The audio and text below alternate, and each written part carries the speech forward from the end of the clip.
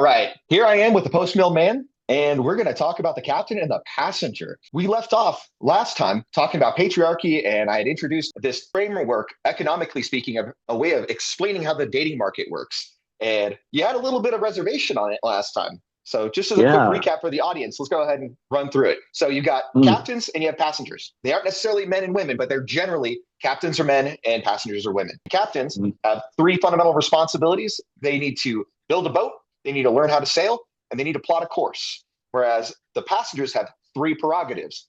That is to inspect the ship, to test the captain, and to examine the itinerary. So they are intrinsically linked. It is the passenger's prerogatives that cause the challenges for the captain. Tell me a little bit about what your reservations on the thing were. It does seem so. I guess if he defines it as passengers are normally women and captains are normally men, where would we see that reverse then?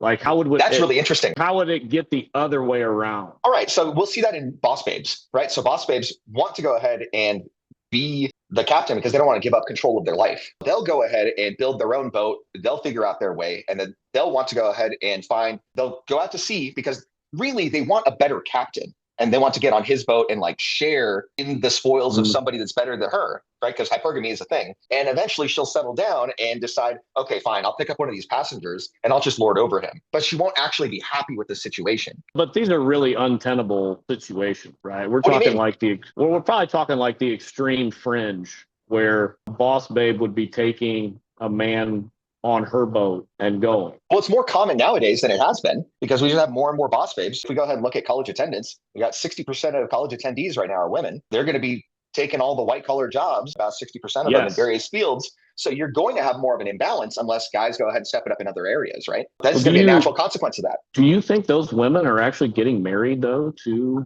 I think viable so. men? Oh, viable, but viable. Okay, that's a hard thing. I think that very few of those boss babes are finding appropriate mates that are higher up than them because oftentimes I find that women, they'll end up pricing themselves out of the market. Is they'll go ahead and make so much, and then when they make more, they expect their guy to go ahead and make 30% or 40% more than them because their expectations continue to get inflated. And what they're bringing to the table is not something that the guys that are making that much value as highly as other things, they don't end up matching with somebody that's appropriate to their desires. Does that make sense? I was going to say the office. I work for a large company, and the environment that I work in. I was telling a friend of mine just a few weeks ago that I don't know if I'd say I work with boss babes, but I work with professional women who make a large salary for doing work. And it's funny, I don't know a single woman in my office space who is 35 or younger. And that's the data point that I look at when I'm like, well, what is going on with these younger professional women? And I thought, boy, that's profound. That in my immediate, like, I don't know if I can believe everything that goes on TikTok, blah, and whatever, but I just look around with my own eyes, and I live in the Midwest. We're a fairly conservative type of area. And I'm telling you, in my office, under 35, none of them are married. Sure. None of them have kids. No And prospects. No nothing. I don't know about the prospects and all that, but I'm just like, boy, that's telling me I don't know if the professional women are actually they're becoming the captains and taking on passengers. I think they're just in a ship by themselves and like nobody jumping on board. An interesting data point, right? So you said the women that are above 35, though, that are professional women, are they married in your field? Yes, there's quite a few. Yeah. So there's a delineating point, right? So do you know any of them personally? I know enough about them to know if they're married and if they have kids. Right, but do you think about their husbands? Oh, the ones that are above 35? Like, are they married to guys that are also go-getters, or are they married to guys that maybe are good, but not at the same level? That's an interesting question. So a lot of them are foreigners. And I noticed that foreigners, especially coming from East Asia, that is the norm, that they work a full-time professional job and they have children and as far as just talking to some of them, they cook every night. They take care of the kids. It is a very different mindset than when I contrast that to even TradCon guys I know that are like in my church where their wife stays home full time and she's lucky to have dinner on the table 3 nights a week. He's like pulling teeth trying to get that to happen. Man, how do we go from these foreign women having 3, 4, 5 kids, cooking every night, working a full-time professional job to our American women? They're lucky to get the kids up and dressed and take a bath and cook dinner every night, maybe 4 nights a week if you're doing really well. Well, now maybe it comes down to you're a poor captain and she's a poor passenger. I think there's a lot to that. I don't know, but I would assume if these guys went home and really put their foot down, I doubt it would change much. I could be wrong. Well, the thing is, are their wives afraid to lose them? I don't know Are if they just anybody's too wife's comfortable? afraid to lose. I think Really? it's just a discomfort. If you don't have a little bit of fear in the back of their mind, that's just, they're going to go ahead and get too comfortable. That's just part of the deal. I think that. But we're taught in the church, though, like divorce is not an option. Like divorce, like, it's not as if like, well, hey, if I don't keep it together, he's going to toss me out and I'm going to get a new, or he's going to get a new woman. And actually some women, I think they would actually like that. They would like if the guy would go ahead and just toss them so that they could move on to something else, which is really sad and sinful. Well, sure, but what is their reasonable alternative, right? If they're going ahead and they don't value their vows or they don't value the relationship enough to where they're actively or passively hoping that things go awry, that tells you something. That tells you that the relationship or the leadership that the man's providing is not compelling enough for her to want to stay in that relationship actively and like being actively supportive of the man's mission. And I think the big thing is there's relatively few guys that actually have missions that they're seeking to accomplish. A lot of guys are just like working, they're just jobbing it, and they don't have this transcendent purpose that really guides them to be bigger, better, stronger, and progressing along the way. I think the guys get too comfortable. Yeah. The women likewise see that level of comfort and they also get comfortable. I could see that. So back to then, it does seem if the passengers are women normally and the captains are men, this model, when I think about it, does seem very gynocentric. And in what way? That's the objective of passengers. Let's see. Secure passage on the best quality ship, the lowest fare to get where they want to go. Correct. Okay. So if the captain is not taking them where they want to go, then they're not going to get on the ship. Two things. All right. This is really good because I think you unintentionally stepped in a separate framework that is related that addresses a lot of this. There's more than one kind of captain. So the primary captain is the captain that's just going where he intends to go, and the passengers that wants to be on the same boat with him because she wants to go where he's already going. That's the captain that I would recommend most guys be. Now, there's another kind of captain that is the ferry boat captain. That's the captain that is always taking her where she wants to go. Okay. Now, the thing is, when you start a relationship and the agreement is, I'm going to do everything I can, and I'm going to go ahead and get you where you want to go exactly. And it isn't based on what I'm already trying to do or where I'm already set to be going. Myself as a part of my mission becomes serving her. That's not what I would recommend most captains do. That's why I think the church would. The church wants to go ahead and set men up to be. Sorry, I had to throw that in there, isn't it? Yeah. No. But the thing that's a great analogy. I like that. Yeah. That's the thing is the church sets you up to be a ferry boat captain. You're always going ahead and serving at her whim instead of you being the leader and serving your transcendent cause. And if you're not if you're serving a transcendent cause and you are doing the things to accomplish that mission, you gain this like presence that comes with that because you have to do so much work to become worthy of achieving this cause that forces you to grow, to reach out and grab it. That process, it's a lot like sanctification. Is that process that gets you there is the thing that makes you stronger and more compelling. I see that. Here's why I think this is a good practical model. I just don't think it's a good Christian patriarchal model. I think it's the best patriarchal model. Well, so if she gets on the boat and the captain says, here's where I'm going, but then God calls him. She doesn't get on the boat without them agreeing to the terms. That would be like marriage, right? Is that kind of what we're saying? Or dating, right? We can go ahead to even just say dating or an additional level of commitment. So she gets on the boat. He says, hey, I'm going to be a doctor. The kind of boat I'm going to have when I'm a doctor. That's my mission, is to save lives. And she says, oh, doctor, comfortable lifestyle, status, married to the doctor, blah, and the things that come with that. Sure. Most women are not hesitant in signing up for that. Maybe some late nights of, hey, I got to work at the hospital.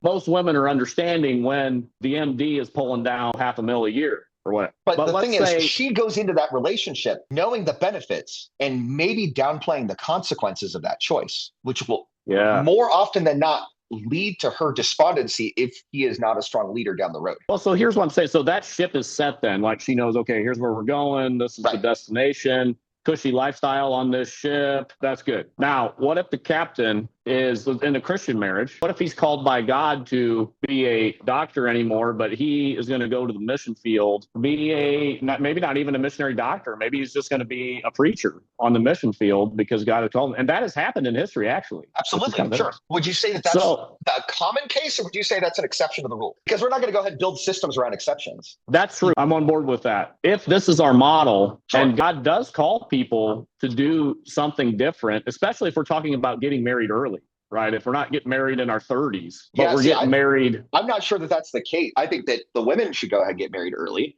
I think that in order for a guy to go ahead and have the best quality wife that he can get, more often than not, he's going to need to go ahead and build himself up first, especially if he's an average guy to start. If he's an exceptional guy to start, then he has a lot better chance of marrying a better quality woman early because his potential ceiling is much higher, and you can go and see that in the roots of his family normally. That makes sense. I don't know how you're going to maintain sexual purity if you're going to wait a long time to get married. That's a thing, right? That's a big thing. And I mean, even, Albert Mohler, he was the president of the SBC for a while. You know what I'm talking about? Not familiar, but go ahead. What do you got? So Al Mohler wrote an article, pretty well known, especially Baptist Christian circles, but he wrote an article about how young men need to get married earlier. Not an alternative, what am I saying? As something to prevent sexual immorality. Because he's like, these guys wait until they're way past 25 to get married. He's like, what, we expect them to be sexually pure? He's like, come on, it's not realistic. I agree with him. I don't think it is realistic. Well, I think that's okay if you accept subpar wives. That's really the thing is you have to go ahead and weigh what your options are, right? And a lot of that is going to have to do with your parents and genetics in a lot of ways, right? So I'm like 5'10", right? And my wife's 6'1". So our boys are going to be real tall. Like my 14-year-old is already 6'1", and he hasn't even hit his second growth spurt. So he's probably going to be like 6'5". And he comes from a well-off family, right? I came from nothing, but I've built something for the family. In a lot of ways, he's going to have so many more advantages than I ever did. He is set up a lot better than the average kid that's coming from a lower middle class family that's just graduating at 18, average height, average looks. There's a big disparity there. That's true. So, but back to this model though, when I was thinking about it, if you have to have yourself set and you have to know where you're going and reach the destination so that she can come on board with that, people change though. Like people want to do something different. And like for me personally, I want a wife that is going to ride the river with me. It's not going to bail. If I'm like, listen, I might have thought I wanted to do this in my 20s and do this the rest of my life and give you this lifestyle, but I don't want to do it anymore. And I want to go this direction. And if that's our model, I think we're going to have way more divorces. And we already have a ton of divorces with guys that are probably doing having wives that signed up for something and they were staying that course. Does that make sense? What makes you think we're going to have more divorces? Well, so they say the number one cause, not the number one, but a big cause of divorce is if a man loses his job and he doesn't get a comparable job quickly, that means they're heading for divorce court. And I think what's the underlying assumption to that, though? There's underlying assumptions that go into that, right? So if you don't have savings, your risk is substantially higher than if you do, because you don't feel the effects of the job loss as much if you've taken the time and you've built up a war chest to deal with that kind of thing. I think that goes back to competent leadership. I think that if you want to go ahead and maintain your life in such a way, it is on the man to go ahead and build himself up regardless, because he's still going to be in the better position to pick the better quality wives that are going to be able to be willing to go ahead and budge on these things. Because the better off you are, like the better quality boat that you have and the better emotional control of yourself that you have, the more leeway you have in negotiation. See, this is why I think it's one of the best models for patriarchy, right? Is if you are the kind of guy that wants to go ahead and have your wife at home and have your children be homeschooled and all of that, you're going to do the things that need to happen for you to get there. And let's be honest, the guys to become a competent captain, I'm of the opinion that it takes about 10 years for the average man to go ahead and build himself up to do that. And that'll put him at like 28, right? It's still not like crazy old. And if he's going ahead and picking up a wife that's like 22, that's not that big of a deal. 28 and 22 is fine. Ideally, you go ahead and build yourself up earlier. But the thing is, the guys that have the inherent advantages like my son are going to have an easier on-ramp, because my son's going to leave the house with so many more advantages than your average guy is going to have. He'll be enabled to go ahead and marry a better quality wife earlier than the average man. I could see that. I still don't, if the model for the average guy that's not coming from a family with means is like 28. I do still think that's setting him up for sexual failure because a man is at his sexual peak at 18. Here's the thing is life doesn't care. Like bottom line is we can go ahead and talk about this, but like if we go ahead and look at the patriarchs, they didn't get married until they were 40. Well, that's true. Let me talk about the patriarchs. So with this model, God called Abraham to completely change his lifestyle when he was in in Ur. I think, shoot, I should get the Genesis back out. When he came from Ur, right? You are Ur, and God says you're going to go over here and do your thing. And if in the captain passenger model, Sarah would have been like, "Well, I didn't sign up for that. I want to stay where my family is. Forget that." And so she would have bailed. Well, that assumes that part of the deal wasn't that I'm going to follow God. If you're negotiating, hey, look, I think you're moving the goalpost here. I don't think so at all. I'm talking about Abraham following God. That's his like transcendent cause is following God in this case, right? And that transcendent cause has inherent risks and benefits associated with it. And that's part of the negotiation process up front is, hey, we don't have this level of consistency because this is our destination. If you're on board with that, there are inherent risks that you need to know about. And depending on everything else the guy is bringing to the plate, that could be more or less appealing to her. Do you think, though, most women are going to be like, oh, I see the ship. You've told me the destination, and well, whatever I say it is because God could take us anywhere. Maybe, but here's the thing. So, but that the passenger has her three prerogatives. She has her three prerogatives. She has her responsibilities on her end, and she can go ahead and decide to do her due diligence or not.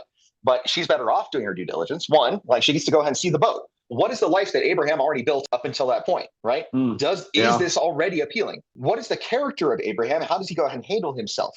That's a second point. And then three, what is he doing in the process? Like, where is he going? He's going to follow God. Well, if he has an awesome boat and he's a consolidated captain, it makes sense that he's going to have a high level of success in any realm of endeavor. The better off your stats are in these other places, the better off you're going to go ahead and do in just about anything. I could see that, but she may not even still have signed up for that destination. That's the thing is if she's not signing up for that destination, that's in a lot of ways that's on her. But the thing is, when you have such a compelling rest of your package, there's so much to go ahead and lose by going off the ship, right? So here's an example that's really poignant. We understand that men's value tends to increase over time and women's value tends to decrease over time. And there's an intersection point, usually around age 30, where guys' value tends to be higher than hers at the first time in the average growth cycle of the average man and the average woman, right? The longer that she is already on the ship, the more cost it is for her to leave the ship. But let me push back on that. I agree with you 100%. It doesn't seem like the modern woman, even the modern Christian woman, takes that into account at all when she goes ahead and blows up the marriage because she's not happy. Do you think it is more because she's not happy or more because the society gasses her up to do it? I don't know if it matters. Like either way. I don't think that's a problem with the model. It's not a model problem. It's a character problem. Because if you go ahead and you take that character problem and you apply it to any model, no model can account for that. Okay, I can get on board with that. Does that make sense? Yeah. Like, you wouldn't go ahead and say, I'm going to go ahead and give you penicillin to fix your debt problem. They're different categories of problems. Penicillin's really good at fighting infections. If the model is counting on her logically realizing she's losing value and she can't get anything better, then that doesn't seem to stop. I don't think that's a logical process for women, right? I think it's an inherent process that is going on in the back of their mind because they are constantly surveying the world around them and seeing, hey, are the men that I'm interacting with, do I think my husband is better than that guy that just expressed interest in me? That guy that expressed interest in me, how likely is he to commit to me, or does he only want fun? Well, let me throw a wrench in that, though. I think a lot of women, they get to a certain age, they don't even, probably a lot of guys aren't showing interest in them. And I don't think they care. I think they're tired of men altogether. They don't want his leadership. I've seen that personally in my own family, extended family doing this stuff. And like with divorce, and the wife, she has no intention of marrying another guy. She cares less. She just wants to do her own thing. So what do you think is involved in that end of that marriage? Like, did it happen when the kids moved out? It was long after the kids moved. They were 41 years into marriage. They were 71. That's weird. That is an exceptional circumstance. Yes, you're saying we shouldn't base the model on an exception. But I think that does happen in gray divorce where, especially the women, like, I don't know if a lot of them have any intention on having another guy. They're just like, I don't need another guy. I need a man. What's causing like gray divorce? Like, that's the thing to ask is like, hey, is it that the companionship is no longer valuable? Do they not actually have a positive relationship? And I would venture to say that for the most part, that's going to be the case. is if you haven't been building a relationship and the relationship's just been deteriorating over time and you have like basically a roommate situation. Well, when you're just roommates, you have less commitment to a roommate than you do to a husband or to a wife. Over time, that process goes ahead and sinks in, and that worldliness just sinks in if the marriage isn't sanctified over time. That's true. I don't know, though. At some level, it seems like we're just blaming men here, though, Mike. Like, I don't think so. I think that there's responsibility on both sides. So the reason why this is really good for a patriarch is while he's doing the selection process, when he's got a better boat and he's like the guy, he has more to choose from. Right? They are going to compete for a spot on his boat. And then the inherent fact that other women want to hop on the boat, even though they're married, passively causes that woman to want to stay on the boat because she is getting social reinforcement from the other women that says, oh, this guy's a keeper. I better like keep him and not get off the boat. We were talking about that last time and you kind of pushed back because you'd never seen it. Right. So when I was talking to you about just sitting at dinner and then the waitress kind of flirting, right? You're like, I've never seen that. And I'm like, I'm sorry to hear about that. But it's just one of those things. It is a reality of the situation at a certain point, right? Is the women can pick up on stuff that's going on around you. And if you are being looked at a certain way, that is a subtle sign of interest that the women pick up on, even if it's from across the room. Well, I think with the waitress situation, though, there is an incentive to get a good tip there too. So I don't know if that maybe, but the thing is, there's a difference between you can tell the difference between if it's genuine or not. And the woman in the relationship, she gauges his reaction based on whether it's genuine or not. If he has the social calibration to know the difference, that shows that he's more valuable. I can see that. So does that make sense? Like the more the guy knows the game, what it is, the better off he'll fare across the board. I do. It does seem though still very gynocentric. Okay, so let's throw a shit here. If we were to go ahead, so let's go ahead and take it outside of a Christian context for just a little bit to go ahead and throw the model in a different zone. We could just get another woman. And then the women will be competing for our attention. Wait, say that again? If we weren't Christians, adultery wouldn't be off the table. There's those inherent risks of her losing access to quality resources. They could go ahead and get a divorce. Hold on, let me cook. So she can get a divorce if she's not down for that situation. If she sees that the costs outweigh the benefits, she'll take half and get whatever, assuming that they're going to get 50-50 custody or whatever. We can go ahead and argue about that another time.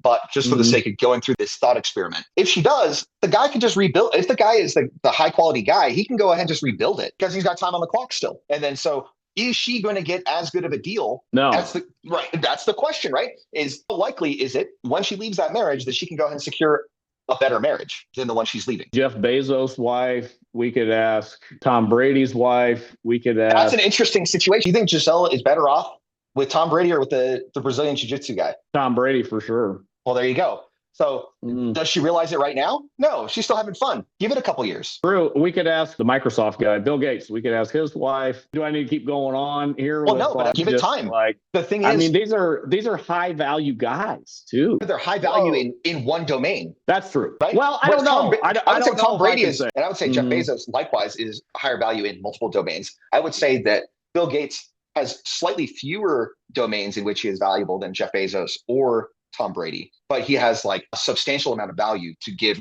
regardless. He's up in the 0.0001% in terms of wealth and all of that still, even after the divorce and all that. For sure. Yeah. Right. He is much more likely to be able to go ahead and pick up another quality woman down the road than his wife is. Like once you go ahead and divorce Bill Gates, who do you marry up to at that point? Well, no, she did marry. Did you see the story? If I'm getting this right, she married like a school teacher or something. And then I think they got divorced too. Right? Immediately. How long was she married to Bill Gates and how long was she married to this school teacher? Don't quote me on that.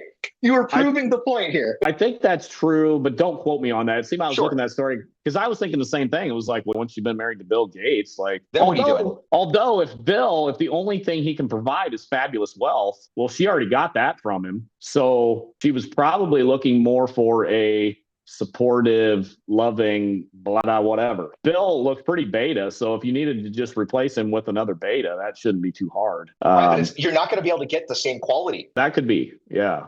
Because here's the thing is, if you're leaving because you're hypergamous, okay, well, what are you branching up to? Well, I don't know if she left because she was hypergamous. She may have left because... according to the model, like generally speaking, if you're going to go ahead and leave, why are you leaving? If you're going to monkey branch or whatever. There's nobody in a monkey branch too. Hey, my smoke cloud isn't bothering you, is it? So you're fine. You're good. I'm not going to smoky man badge you or anything. Whatever. You're enjoying it. It's good. That's kind of why I'm in my garage tonight. So I was like, man, I just feel like having this is actually fake. It's an e-cigar to make me look like I'm manly. That's in funny. case there's anybody that this offends, this is not actually real. I would just say, just own it, Matt. Like, seriously. It's in okay. case the kids are watching, this is just fake. It's a prop. Anyway, all right. The kids shouldn't be watching this. Let's be honest. There's no kids watching it, but anyway. The thing is, I think the model still stands. When you're talking about Bill Gates and you're talking about Jeff Bezos and all that, you're still talking about exceptions. Like, let's go ahead and look at the general case, right? If the general case is that it takes men about 8 to 10 years to rise to their captaincy, to be the kind of guy that has himself fairly well established, has the maturity and the self-control to have emotional regulation to be a strong captain, and have a vision for what he wants to be doing, that's very appealing across the board to women. It still puts him in a better choosing position to negotiate better terms. So he can negotiate the higher ticket value from the passenger because he's got all the amenities and everything worked up. And he meets all of the security requirements. Let's talk about that ticket value, though. So that's the other thing with this model. So the captain is trying to secure the highest quality passenger at the highest ticket value. Yep. So what does that mean? Like highest value ticket price. What does that mean practically then? Because I think it's just values in the eye of the beholder. So I think that what you and I would go ahead and think of would be stuff like submission, obedience, woman. Virtue. We would see, hey, she's going to educate our children. She's going to follow you doctrinally. A lot of times modern women go ahead and get really offended when you ask them, what do you bring to the table? And they think that you're talking about money. But you and I, we don't care about that. I don't care that my wife brings any money. I don't expect her to. I bring in the money. I go ahead and handle that myself, right? Well, a lot of guys might be wise to think about the money and estate aspect of it as well. Sure. But I would say that a prenuptial agreement goes ahead and solves a good chunk of that when you do it right. No, I just mean, let me give you an example. Sure. What do you got? I got a friend. Hopefully he's not watching this. He may be. But when he was in college, he made all the wrong choices. He racked up as much debt as you could possibly rack up in college. He took out the maximum amount of loans he could take. He spent 5 years getting a degree that was absolutely worthless and a job that he never took. It was a worthless degree. Me and my other buddies were just like, bro, he's going to be digging himself out of that hole for at least a decade. My bro, he then somehow, by God's grace, gets with this woman who's a good woman. And she came from a good family. They own their own business. And it wasn't like some fabulously wealthy business, but it was a good service business that did well. Her father invested well to where like he gave her, not like millions, but it was worth quite a bit. He gets married to her and she just pays off all his debt with the estate that she brought, if you want to call it that. Okay. And then she has a fairly large family and they're all very good with their hands because they come from a trade type of background. So their first house, they buy this crummy house and they completely gut the whole house, go through the whole house, make it awesome because of her family. Then like her family's good with real estate too. So they get into like investing in real estate because of basically from all of the guidance of her family, just saying, hey, just come along with us as we invest. And I just look at him and I'm just so proud of my buddy. Just like, man, you literally pulled the lottery ticket with this woman that you married. And on top of it, she's a good wife. He married from the wives of a lot of my other friends who are all Christians. They have normal Christian marriages. He is one of at the top of the list, even discounting all the financial benefits that his wife brought to the table there. And it's just like, man, his life, like he goes on vacation a few times a year and he's now left his kind of mediocre job that he had and he's working for her family business now, making a good salary. And she has this awesome home business that she does and making just bank in this home business with like pets that they do and whatever. I just look at him, I'm like, man, your life would be so much different if you would have just married the average concubine. And brought, when you say, what do you bring to the table? And she says, me, I'm the table and that's it. I'm just like, man, guys should just expect more. Like I think guys settle for less is the problem. But I think that, I don't know, like clearly your friend, his situation is exceptional by nature. He definitely pulled the lottery ticket on that. So the real question is, why did she pick him? The thing that's really interesting, she grew up in a very conservative denomination. like almost Amish type of denomination. Not quite that much, but almost. Sure, I gotcha. She started going to a more like Pentecostal church, and that's where she met him. And she saw him as a godly leader and a godly man. And I know my buddy, I don't know if he's really that much of a godly leader and whatever else, but somehow he convinced her that he was a godly leader. God, I don't know, maybe he spoke in some tongues or whatever. I don't know, whatever. But okay, there's something there. that was kind of the deal there with it. So did they have like a quick dating, like they just jumped right into marriage kind of thing? They dated a while. It wasn't like, hey, we got married after 2 months of knowing each other or something. I think he was maybe in the church band and played guitar. And, he was bringing intangibles. He's not that good of a guitar player, though, either. We're going to be crass. Maybe he's just really good in bed. You never know. Like, makes up for a lot of things. I'm pretty sure they were chaste until their wedding night, too. So I don't think it was that. Anyway, I'm just saying, like, when I look at my buddy, I'm like, man, I need to train my sons to try to do what he did there. Right, but can you systematize that, though? I don't think that's the case, right? I think that there's so few candidates that can go ahead and do what she did, that aiming for training your son in that way is just like training a son to go ahead and become a professional athlete. Because if you go ahead and look at the percentage of people that go ahead and actually make it to professional sports, it's incredibly low. I don't think it's the same odds, though, Mike, because I think you can train your sons to look for those kinds of things. To a family who, I'm not saying to chase after wealth, but just a family who has means. And also the other key is a family who is generous, their means. Like they want to pass on, we'll call it inheritance or whatever, early, instead of passing on inheritance when they're dead, which is a stupid way to pass on inheritance. Well, that's interesting because you kind of bring up the dowry thing now. This is kind of interesting.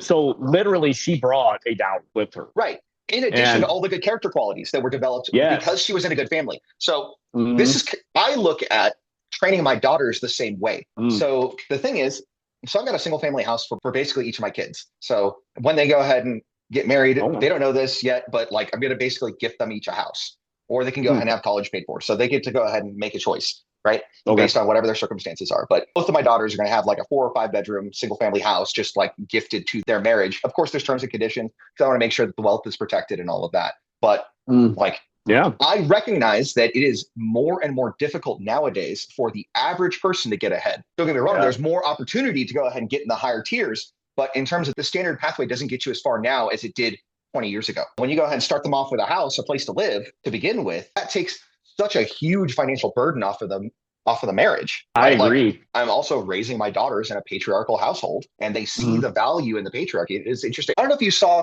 the documentary that, what's this Catholic guy's name? Oh gosh, Tim. So What a Woman Is. Have you seen that documentary? I want to see it because when he was talking about it, I was like, boy, I need to see that. Sounds totally really worth the $2 to rent it. Totally worth it. So it was me and my older son and my older daughter. We went ahead and watched the documentary together, and we talked through it. And a lot of the things that they were talking through in the documentary, I'm like, do you see how that really closely parallels how we live our lives? And what are their ages, your son and your daughter? So I've got a 15-year-old daughter and a 14-year-old son, are my 2 oldest. And I got 2 youngers that are way younger. This is the time for me to start catechizing them in a lot of ways, right? So we went through the Apostles' Creed as well. That was what we did on Saturday, right? So we were going through the patriarchal model, and through that, I'm like, look, do you see the value of how this created order works? And my daughter's like, I get it. And I don't see why these people would choose something else, because I feel really safe and secure where I'm at. And I know that security is basically the number one need for women, right? And without that assurance, they go ahead and are prone to anxiety. Whereas for us, it is part of our development process to go ahead and steel our nerves through challenges. Here's the question then for your sons. And just talking about training your sons maybe to expect more, to, if we want to call it, target a woman who is not, or who is bringing something to the marriage. And well, actually, before I go there, see, one of the things I was thinking about too is that if a woman may come from a family of means, but if they're not willing to share that, like if they're very tight and they're very cheap, it really doesn't do you much good to marry that woman. Sure, but the thing is, you look at character. Like, character is the most important thing you should be looking for as a guy getting a wife. The means is not the important thing. Well, and that's where I may differ some. That I think, go for it. What do you got? I think you should, like being a woman of God is absolutely top of the list. But I think in broad evangelicalism, I was always taught, and I think it's just normally taught that like that's it. As long as they are a Christian woman or man. And of course I we don't know think for that's women, true. well, and everybody knows for women he has to have a good job. But for men, oh, well, these are just these Christian women, they're pure spotless lambs. You Yeah, just I you think just that's need to look for ridiculous. that. But then a lot of times it seemed like I was always taught growing up, like, well, that's pretty much it. Like anything else, who cares? No, I think that should be certainly at the top of the list, but there should be like, well, what is she bringing to the table along with like if you're gonna actually go ahead and commit to this woman for lifelong marriage, she should bring something else besides being a godly woman. Like that's just the start of it. So that's interesting. So how would you enumerate what else you would expect her to bring? I'd Good go ahead and question. I'll make the contention that there's a difference between a godly woman and, like you would say last time we spoke, a spirit-filled woman. Right? Because there's Yeah. a difference between the external and the internal. And I think Yeah. really the thing that you should be screening for is who's spirit filled, because That's a good point. maybe less than 20% of female Christians are actually spirit filled. According to Dr. David Edgerton with his book, it might be less than 2%. I don't know. But it's If you're looking for somebody that's actually godly, I think that's already a high bar. true. And there's a lot of people masquerading. And I think that's a captain's responsibility to vet a passenger, because not every passenger gets to go on the ship. I would say, like, looking for, as long as she's a godly woman, she's spirit filled. Hopefully, that's not that rare, but it seems like it is. I think it's rare. I think that's if you're looking at a properly spirit-filled woman, that's a very rare jewel and hard to find. But with that, though, I would think coming from a family that's generous. So I would say growing up in the Midwest, there are a lot of families who, I'm going to pick on farmers, who like they have a farm family, and farm families, a lot of times they have a lot of money. They are not giving up a nickel of their money. They're cheap. Any farmer I know acts like they don't have two nickels to rub together. So if I was telling my sons like, hey, her family has 20,000 acres. So that she godly woman and she's coming from a family like that, but I'd say farmers, they don't really share much of anything until they're dead. You're not going to see a nickel of that really. So then what does it really do you much good then for that? I would say but you're still expecting her to bring finance. So other than being godly, you're leaning on finance. I would go ahead and lean away from finance. Yeah. So I think that what I would be training my sons to do is not to go ahead and expect any income from her side, right? I would go ahead and counsel them that they're looking for her willingness to get on your program, her general, or whether she has a quiet and gentle spirit, whether she has a lot of skills that you're looking to go ahead and have on board. These are things that I would go ahead and expect my sons to look for. Okay. Because I don't expect any of the financial, because my sons are going to be well set up, first of all. And second of all, they're going to have the ability to generate their own incomes. They're going to be set up. But the trick is they're going to be willing to put in the work. And you would then advise them to have a prenup too to protect them. Absolutely. Anytime that if my money is going into it, there's a prenup. If his money is going into it, absolutely, I would go ahead and recommend a prenup and probably some kind of family trust system and all these other things to put in place so that the family's wealth doesn't get destroyed by her actions. I would say, as we were talking earlier, a dowry just a few hundred years ago was something that only a fool would not expect his wife to bring to the marriage. Right. And you would be considered a fool if you didn't get a comparable dowry to your family's situation in the social hierarchy. And that was every Christian marriage, like 200 years ago and earlier. Yeah, even to the point where expectations were different there, right? And you got a pretty high quality wife, I think, on average too. Well, I think that when you go ahead and go before 1960, in a lot of ways, you're going to go ahead and see better wives on average anyway, right? True. So I don't think it's unreasonable, just with the broad look at just broad Christian history, to expect a woman to bring something financially to the marriage. And even like we were talking about, this is Shaw, who really does a great job of drawing this out on his channel. Like, let's see, where was I going with that? A godly, like this was something that was normal and expected. And you would actually be thought of as a freak if you didn't secure a wife that had a dowry with her. So, yeah, but would you say the general quality of wives was better back then too, in addition to? Oh, absolutely. So now it's a matter of preferences. We understand that there's 304 inflation going on, where you're going to have to work so much harder to get a lower quality anything, right? And the top 1/10 of 1% gets access to the best of the best on the other side. Not to interrupt, but no, you're good. A one sentence way to describe that. Rich Cooper does. He has two sayings that are just mind blowing to me. All right. But one of them describe that. He says, "Your grandfather had to work half as hard to get a wife that was twice as good as the modern man does," which is like,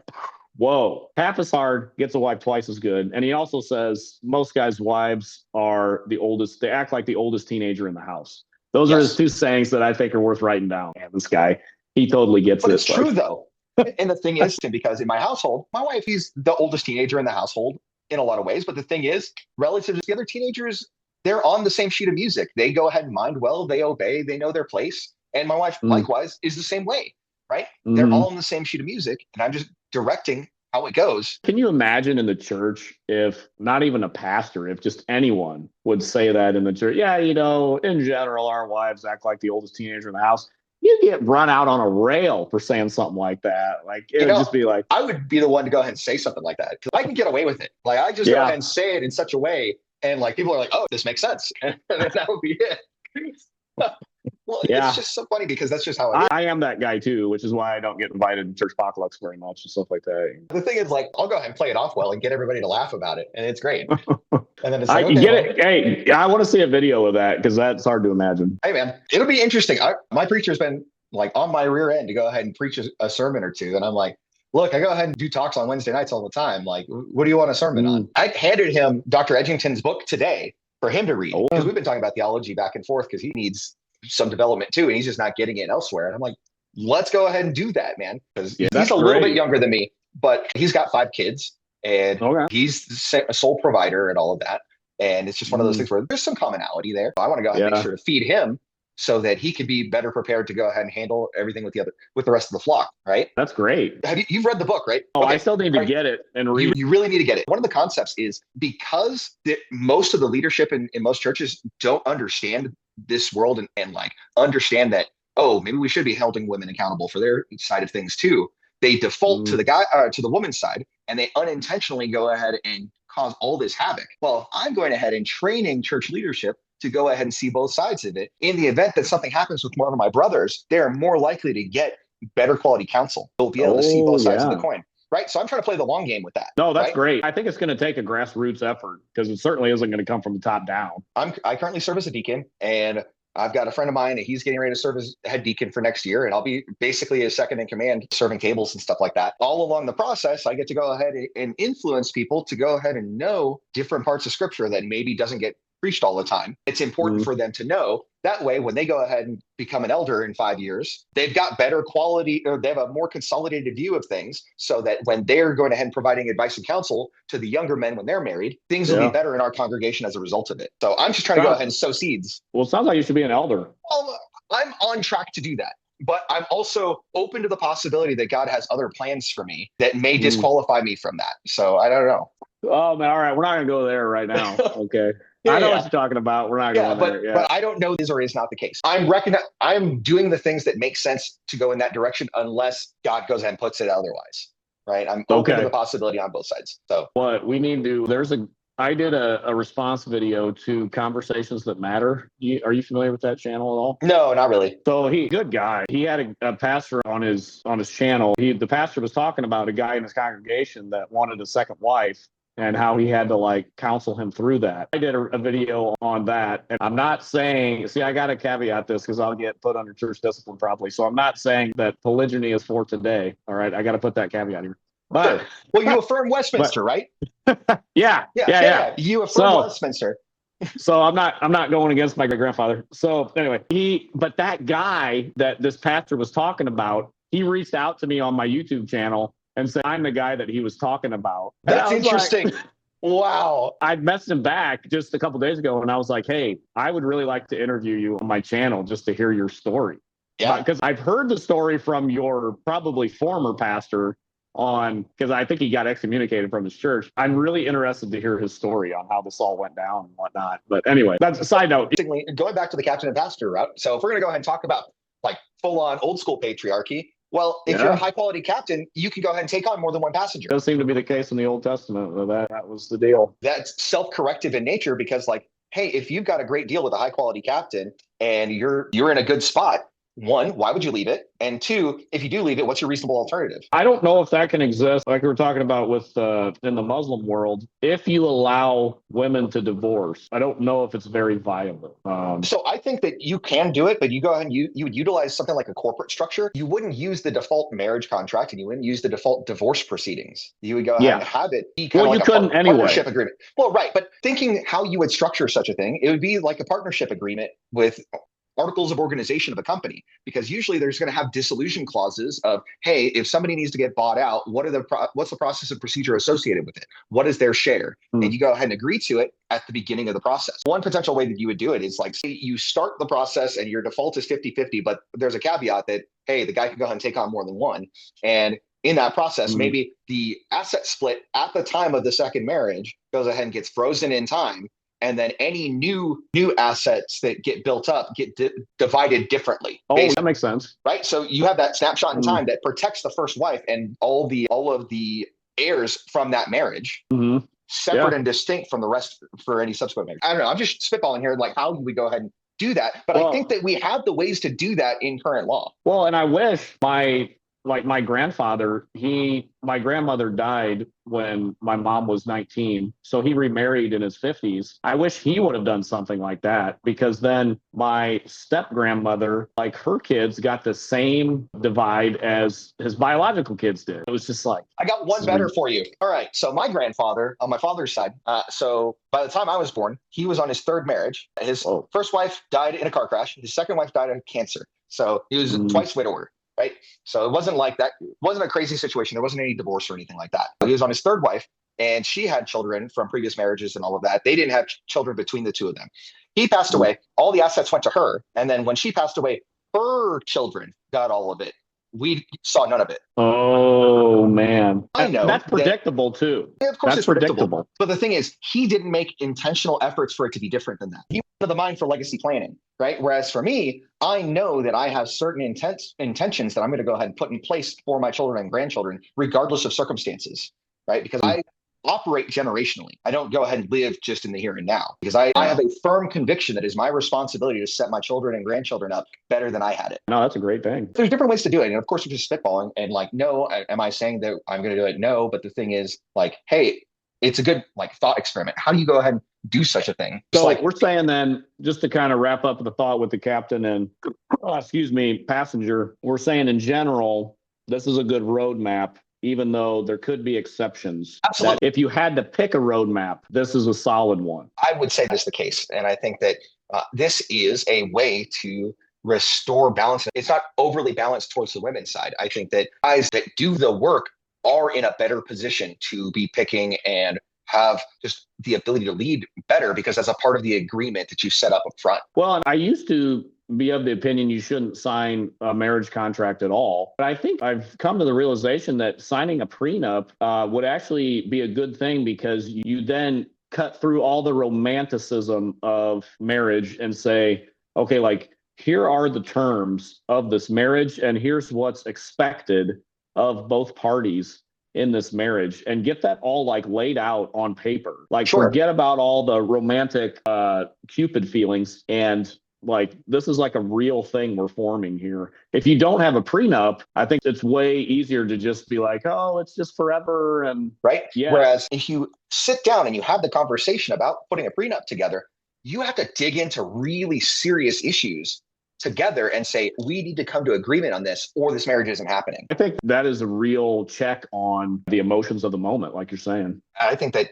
going into such a serious, it's foolish to go ahead and go in blind. You have a prenup anyway. Like I was telling a friend of mine this, like everybody has a prenup. You either get the state's default prenup, right? Or you set one up on your own terms, but everybody has one. Exactly. Like, do you accept the default or do you want to go ahead and define the terms? I think that's really good to realize as well, that you get the default that changes every year, depending on what happened with family law, right? Or you define it. I think that's just super important to go ahead and get these things down on paper and to really think through all this stuff, because you're right, stuff changes. And what is it that you're orienting your family towards? I think that it's incumbent on a soon-to-be wife to go ahead and know where he's going so that she can make a wise choice on her part.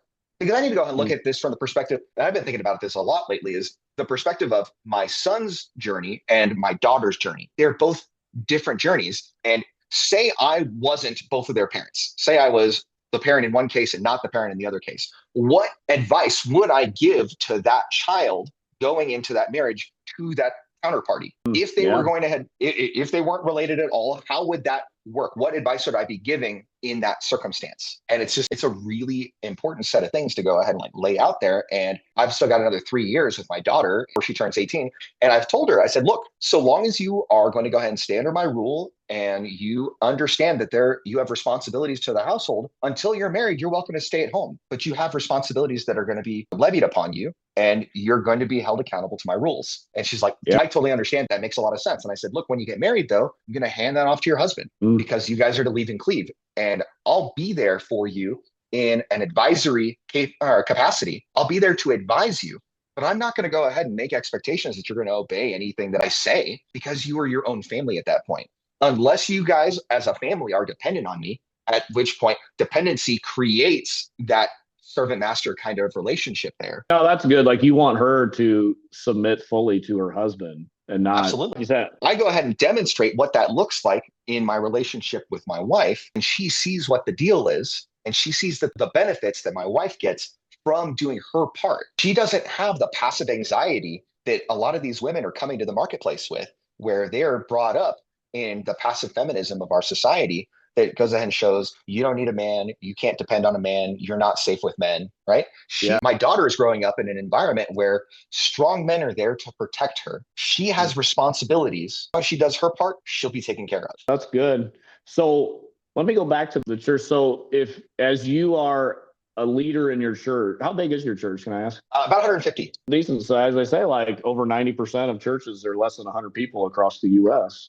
there. So that's a decent sized church then. We have 5 elders and 7 deacons right now, 8 deacons, and 2 are coming off the board and we're going to be replacing with 3. So we try to go ahead and have 9 deacons on an annual basis. Wow, that's a really active church for being 150 members. We just take care of stuff and many hands make light work. I would seem like typically a church of 150 probably have half the number of elders and deacons maybe. That's good. So what do you think then, as we talk about these concepts, are most of the families in your church on board with these type of concepts, or are they more in the soft complementarian type of nonsense? It's a 75-25 split. So 75 is on the patriarchy side, and then 25 is on like soft complementary side. So really, I'm probably the staunchest on the patriarchy side, and then I've got a couple of other guys that are like pretty close to me, and then I've got a couple of other guys where like the woman makes a substantial amount of money. There comes certain things with that, generally speaking. The stereotypes bear out. All right. What do you think about being a patriarch that rules in his household, sends his woman out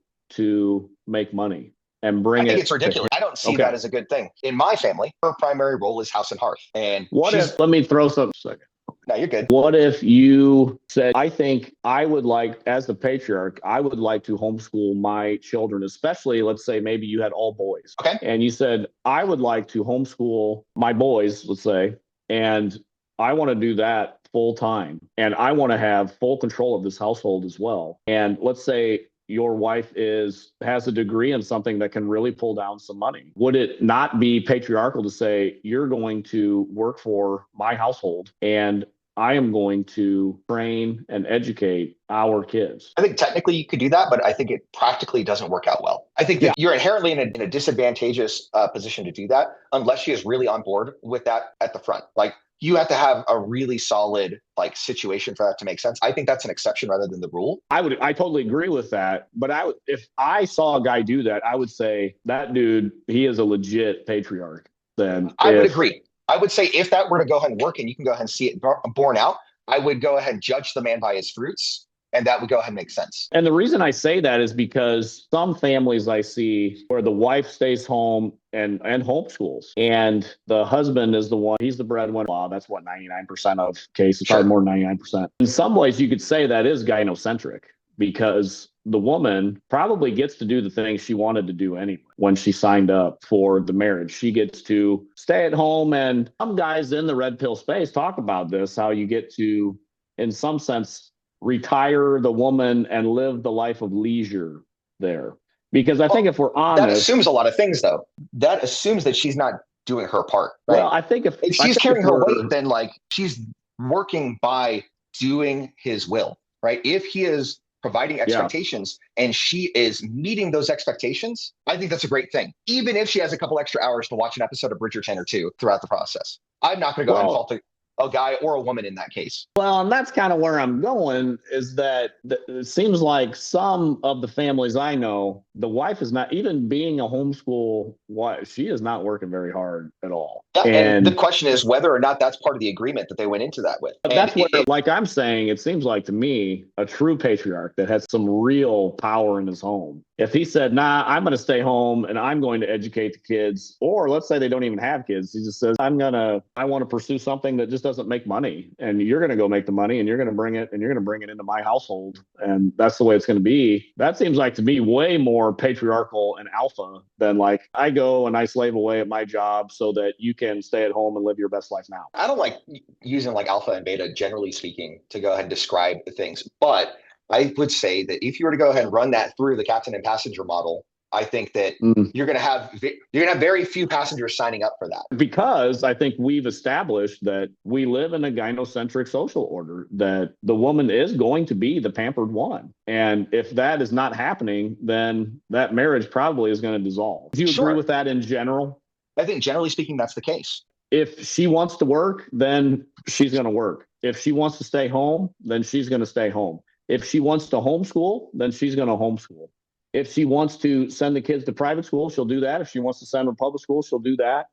It just seems like that's the way I kind of see it playing out. So the question is, so what's the other side of that equation? If she wants to do all those things, what does she need to do to go ahead and get the kind of guy that can make that happen? Because let's be honest, it is more and more difficult for the guy to do that. So the guy who can do that has more leverage to ask more in the negotiation phase. True. But it does seem like, Mike, I think we all know practically that once you tie the knot, she has most of the leverage. Well, it really depends on a lot of ways, right? If we go ahead and take divorce off the table, but we have separation on the table, legal separation, once you go ahead and separate and you're providing your minimum standard to her, you don't have to provide more than that. And it's on her to go ahead and figure out the rest. And so there comes a point where when we're talking about, hey, we have serious problems with, we had an agreement, she's not making her end of the agreement. What's the end result of that? Either she leaves or he leaves. But if we're going to go ahead and stay within the bounds of scripture, one of the levers that we have is separation. As long as we're going ahead and providing her the minimum standards that we're responsible to do, separation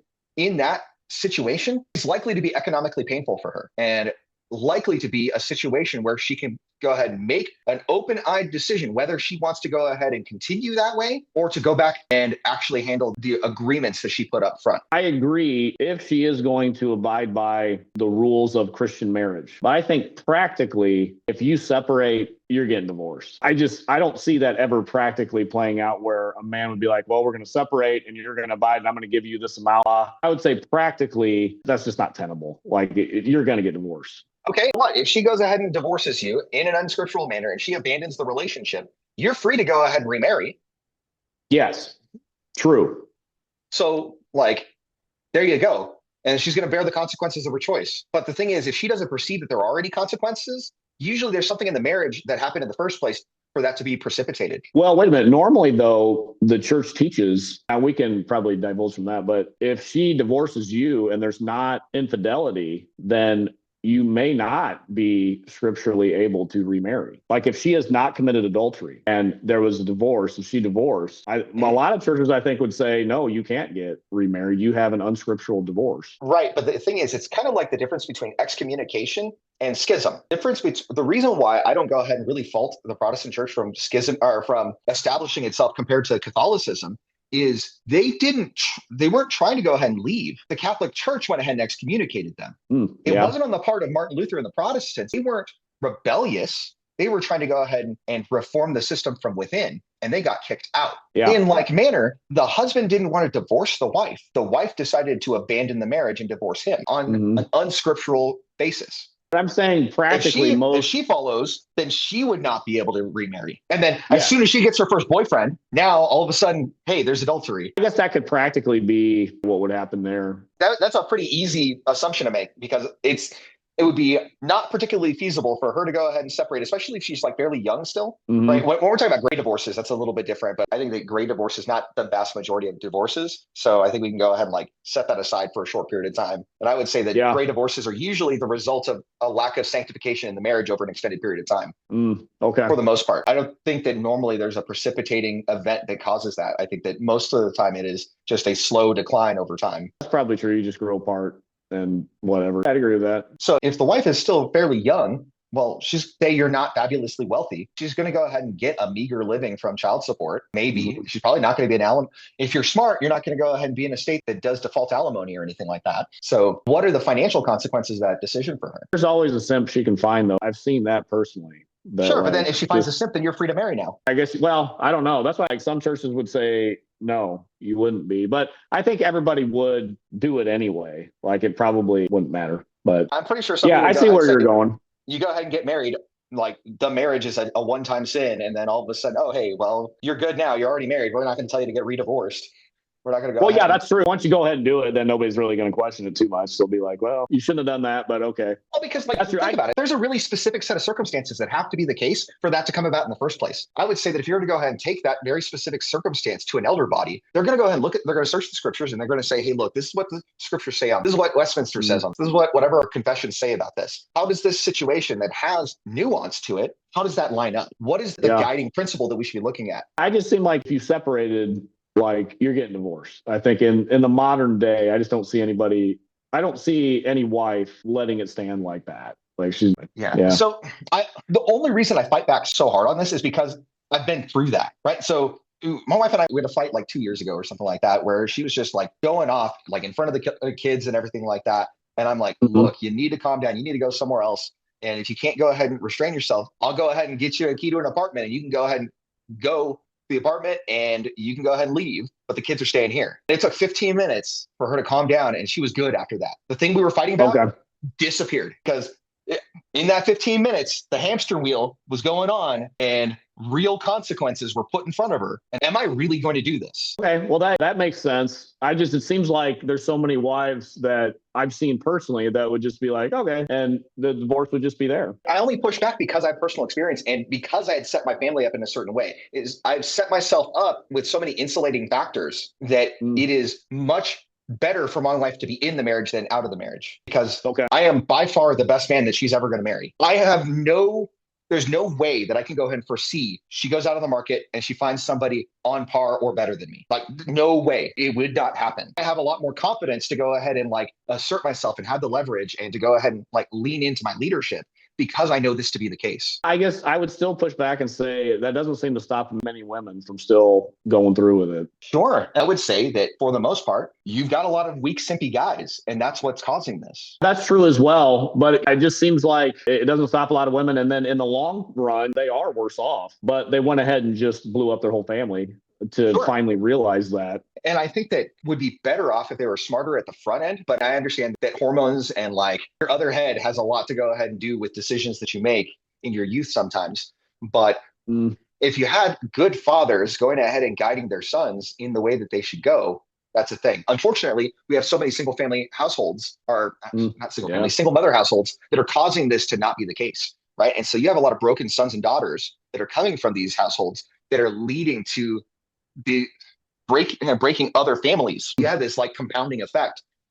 Just like righteousness has a compounding effect, like sin has a compounding effect too. That's true. And maybe we could end on that note that it comes down to solid families training their sons and daughters to behave right and expect more from a marriage. And it's interesting because like my wife, she knows that she is replaceable. It really keeps her in line, which like, okay, we're going to go ahead and say that. People go ahead and get really upsetty spaghetti, but she said it like in public to other people before. Like she knows that she's in a really good spot. So it makes it so that so well protected, well cared for, loved in our marriage that she has no real reason to rebel. Oh, that makes sense. All right. Well, we can probably end on that. No, it's good. It was a really good conversation. We talked a little bit about the captain and the passenger, and we went all over creation with this one. Even got into polygyny a little bit there. But just a little bit, just like tickling it a little bit. But the thing is, like those patriarchs, that you have to believe that that's like an insulating factor for them. Whereas that's just not it's not widely available in modern times. But even if it was available, it's really only available to like the top 1% anyway. So If we go ahead and say, oh, we're not really going to plan for this for the exception to the rule, then the model still works. It's stress test against a lot of different circumstances. That makes sense. So if you're taking just the average case, then like it works. If you're looking at the exceptional case, it works even better at the top. We know that it's weighted better towards men at the top anyway. And even at the bottom, like, oh, well, they're just choosing to have a raft instead of an actual boat. I think you're convincing me on the model here. Shoot, we can work through it some more, but I think that there's a lot of merit to it, Matt. I think for a framework, that'd be good. Like you're saying, there's always exceptions, but for a framework, that's not bad. Yeah. Awesome. Matt, it was a great pleasure to go ahead and speak with you again. I'd love to go ahead and fellowship with you again sometime. This is great. We'll have to do it again soon.